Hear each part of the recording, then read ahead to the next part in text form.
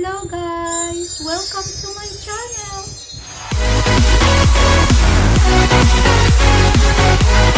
Gualala, pronounced Gualala, is an unincorporated community in Mendocino County in the U.S.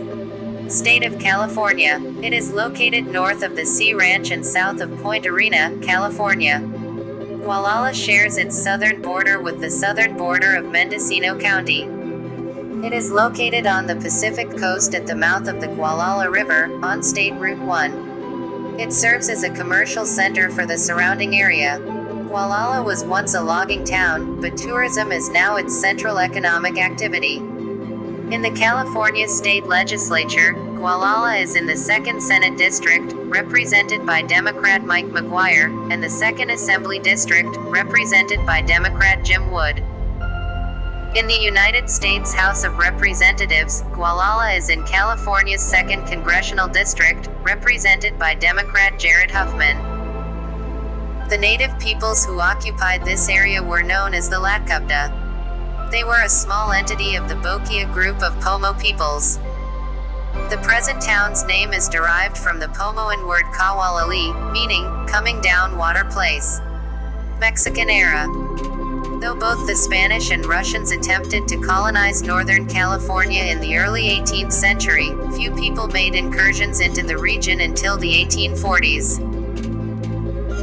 In 1844, Alta California Governor Manuel Michel Torina granted General Rafael Garcia 62.5 square miles, 162 square kilometers, of land between the Gualala River and Malpaso Creek. Garcia used the land to graze cattle. After Mexico was forced to cede California as a result of its loss of the Mexican-American War, the Board of California Land Commissioners examined Garcia's claim to the land under the California Land Act of 1851. The board invalidated Garcia's claim in 1854 on a technicality. This made Garcia's land available for sale through the United States government as public land. Cyrus D. Robinson and his family were among the first American settlers to build on the lands of the invalidated Garcia land grant. Sources conflict on the exact year of their arrival, but by 1862, he had sold part of the land to Weber and Rutherford so they could build a lumber mill in China Gulch, a small drainage near the mouth of the Gualala River. The town of Gualala quickly grew to support company operations. The lumber mills processed redwood trees felled in nearby forests. In 1868, Weber and Rutherford sold to Zimri Haywood and Samuel Harmon. Haywood and Harmon then constructed a second mill on a river flat on a large bend near the mouth of the Gualala River. This mill, informally known as Haywood's Mill, formed the backbone of Gualala's economy for its approximately 40-year tenure. At its peak, the mill produced 175,000 board feet of lumber per day. Haywood's mill burned down in a fire on September 14, 1906. Initially, the mill transported lumber by a team of draft horses and a wide-gauge railway to Robinson Point, where a wire chute loaded ships. In later years, a wide-gauge railroad replaced animals as motive power. This railroad is noted as one of the widest gauge railroads in the United States, measuring 68.5 inches wide. Soon after 1872, Robinson's wire chute gave way to nearby Bourne's Landing, pronounced Bones, due to the comparatively safer anchorage at that location. The mill company extended the railway to this location, and the area's goods primarily came through this location until automobiles began to render shipping obsolete in the early 1920s. In 1861, Cyrus Robinson filed a claim under the Land Act of 1820 for much of the area which is now the town of Gualala. They soon built a hotel, a saloon and a ferry. They also supervised the post office, which was also the stage stop, the Wells Fargo Express and the Western Union. By the end of the 1800s, Gualala had become a major commercial hub for the entire area with a dancing school, the Gualala Municipal Brass Band, and an opera house. The hotel burned down in a fire in 1903. The hotel was later rebuilt to the south of where it had originally been at a cost of $6,000.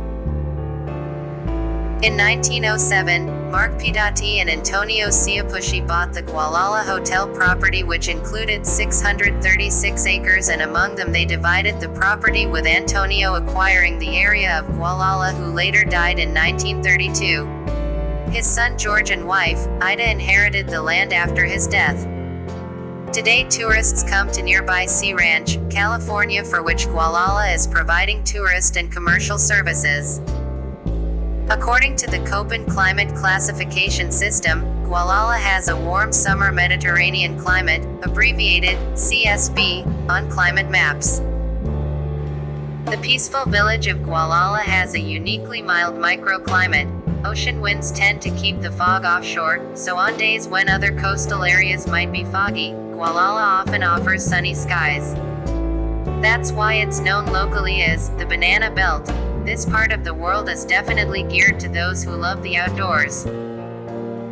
Pursuits include sport fishing, golf, horseback riding, hiking, flying a kite, wildlife watching, camping, or just sitting on a beautiful beach watching the day unfold or the sunset. In a place this great, you just can't go wrong. Stand taller than a redwood tree. One of the world's coastal wonders, the Pygmy Forest in Salt Point State Park features stands of mature but miniature bishop pine, Bolander pine, Mendocino cypress, and even petite redwood trees, normally the world's tallest living things. Some trees are more than a century old, but they are only a few feet tall. Their stunted growth is caused by the inhospitable combination of highly acidic, nutrient-free soil and a hardpan layer that prevents drainage. The 3.8-mile Pygmy Forest Trail loop takes you through a mixed evergreen forest, grassy prairies, and, in season, lots of mushrooms and wildflowers on your way to the miniature trees. Explore the art. Stay Gualala region teams with excellent artists, painters, sculptors, musicians, dancers, photographers, writers, glassworkers, jewelry makers, potters, and more. Many are former city folks who are happier pursuing art in an environment that fuels creativity. You can enjoy their work through changing monthly exhibits at the Gualala Arts Center and its Dolphin Gallery.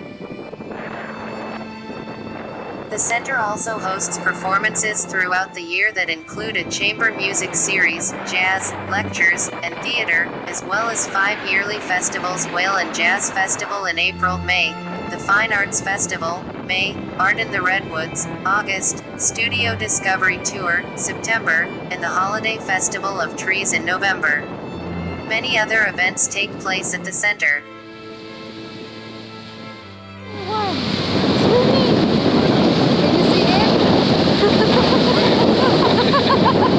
So cute. Hello. Oh, another one. Hi. I know, I thought it was over here. I saw something in the water in the middle of the... Oh. It's like a perfect place to fish.